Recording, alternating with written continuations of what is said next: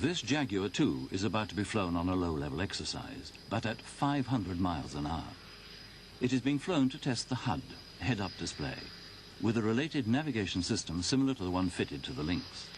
The student is the Australian, Nick Coulson, a member of B Syndicate. It's going to be very different from the flying he's used to. Yeah, it is. I've not done a lot of low-level flying in fast jets, no. And of course it's strange country. Yeah, well, that's what I'm wondering about. Normally in Australia you can see things from miles away, so I'm not too sure what I'm going to find. Right, Nick. The tutor, James Giles. Very different from anything you've been doing before, right? And I know you're not familiar with the environment. Therefore, the way we'll play it is that I will do a lot of the flying for you. Okay, I'll actually fly the airplane to let you operate the system. So you're happy with the switches, you're happy with what the system is actually doing for you. Yep. So what we'll do, when we go over each waypoint, we'll actually do a plan fix. So from here, for example... all three members of the syndicate will fly with the tutor before they fly the exercise solo.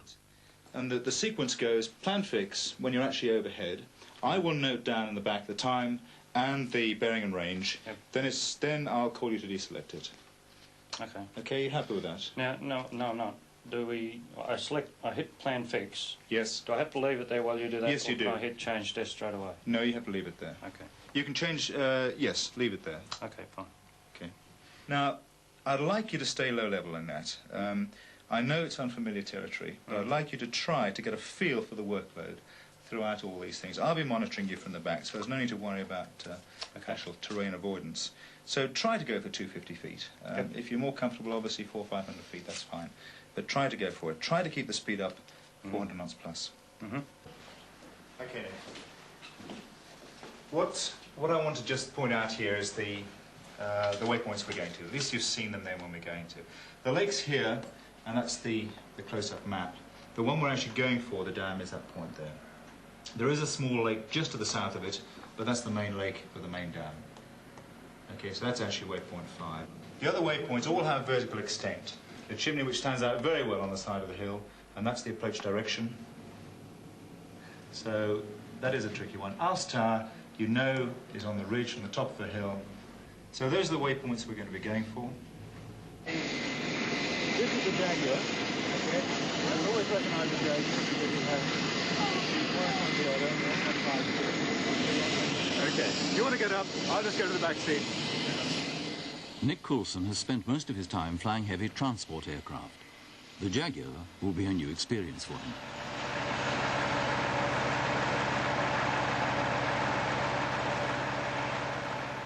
Before every flight, the pilot in command makes a careful visual inspection of his aircraft. This sortie will be at minimum height, 250 feet at 500 miles an hour. There is little margin for error.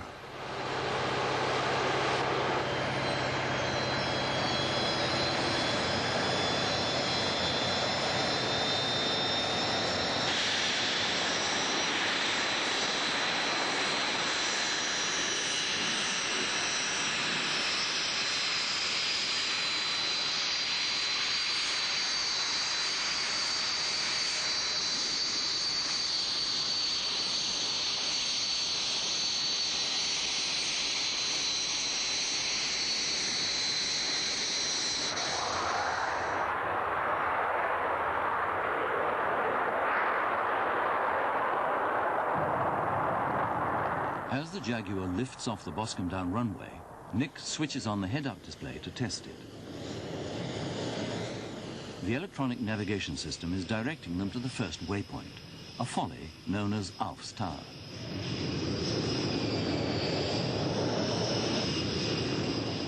Right on track, even though the Jaguar is flying very low and very fast.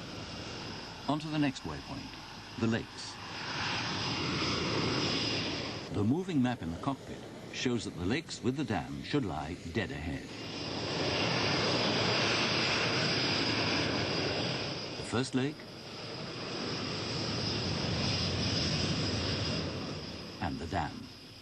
Zero error at this waypoint. The head-up display shows the speed, around 450 knots. Nick resets the system for the next waypoint. The track will take them past Glastonbury Tor.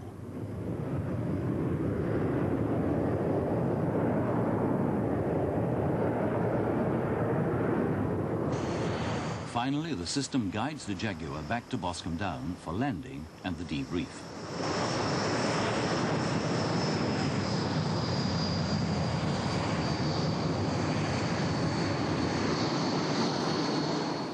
In the humid atmosphere, water vapour streams from the Jaguar's wingtips.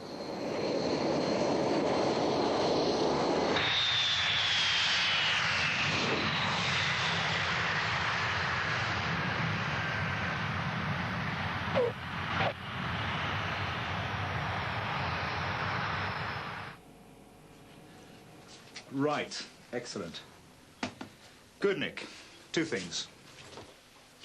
Firstly, I've got all the data for the alignment, and that was good. You saw rapid align after normal. Yes, that's right. As far as the accuracy goes, as you can see, absolutely super. Yeah. I wouldn't say it's unusual, but certainly for the inertial systems around Because here. we did that rapid align. Exactly, rapid line, half a mile after 50 minutes. Yeah. So super.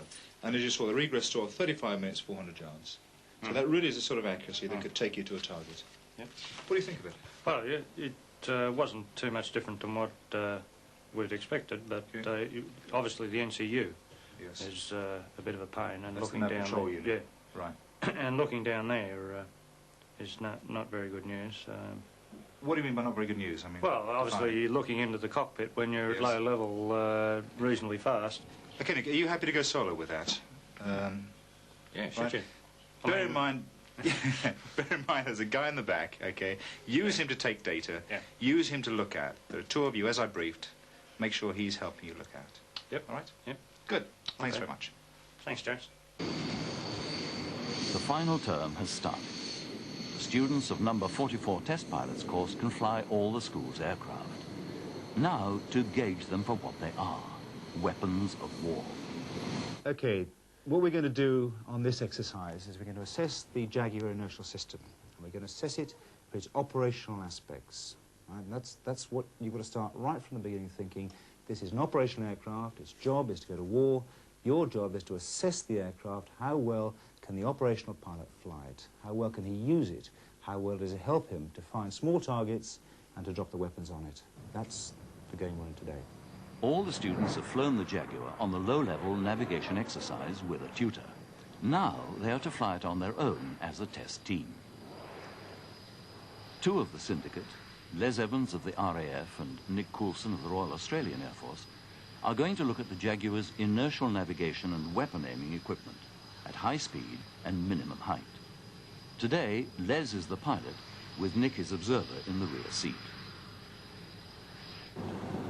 The exercise is not a test of their ability to fly the Jaguar, that is now proven, but to assess how well the guidance system performs under simulated battle conditions. Their Jaguar, XX-145, begins to roll along the long Boscombe Down runway for takeoff on the low-level exercise. When it is completed, the student test team must make a formal presentation of their findings.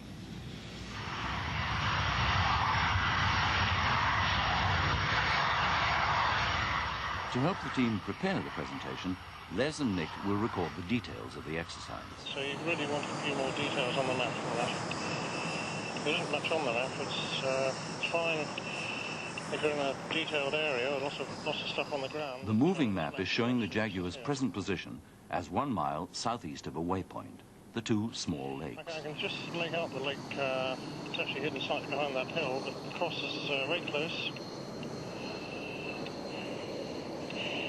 And the map's slightly out. It's probably half a mile out, I'd say. Good. Coming shortly and updating now. The equipment also gives course, speed and distance to the next waypoint, Alf's Tower, and updates with exact latitude and longitude. Okay, I see Alf's Tower coming. That's the kit's looking quite good. Okay, updating now. Okay, next target run. Next, the weapon aiming trial using the head-up display. The simulated target, a dam in Wales. See the target area ahead. Our updates have come up to it. It's looking quite good again. It's pretty good. It's stabilised on one point, but it's not quite the right point. Good. Okay, waypoint 3 next. It's looking quite good, actually. Got the mast out to the right-hand side. Updating now. The radio tower point. Okay, going back to Boston. They are guided back safely by the electronics. But on approach to the busy airfield, they still need an old-fashioned lookout as well. See the hawk downwind and at the end over on long finals. Making average down. All three of the syndicate have now flown the exercise as command pilot. Les Evans was the last. They have already decided that they will be making certain recommendations about the equipment at the presentation. Well, the major recommendations were twofold, really. The navigational control unit, which is this box down here, which sits between the pilot's legs, was too low down for him to reach easily in flight. When he's flying at low level, his eyes really want to be outside the cockpit, looking up about this level, and the navigation control unit is set way down here, and to look at it, he needs to actually look into the cockpit and reach forwards to operate switches on it, which he must do in flight at low level, which is not desirable. One of the other recommendations that we made was this WAMS panel, the weapon aiming mode selector over this side. We found a little hard to operate because of the size of the buttons. We found that with a gloved finger, you still had to look at the panel and make sure you press the right button, because it's quite easy to operate the wrong button. The labelling's not terribly good, and in a high workload situation it was reasonably easy to make mistakes. The other point was the field of view, this head-up display, which is basically... Serge is criticising the head-up display. But wouldn't Jaguar squadron pilots have noticed the same defects? I think operational pilots are equally well aware of the limitations of the systems, because they are using these every day, and they're fully aware that that panel, for example, is in the wrong place. It's far too low. I'm sure all the Jaguar pilots are aware of that.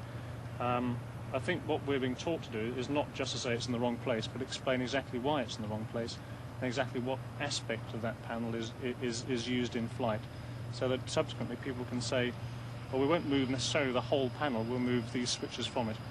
And it's that sort of analysis that we're trying to be taught here. Working in the ground school, the three student test pilots begin writing up their first 30-minute presentation. They will have to deliver it before a highly critical and knowledgeable audience of tutors. But I understand that we don't have to do that. It doesn't matter whether you've got or you They know that every detail of the presentation must be beyond reproach. But there remain other duties to be fitted in.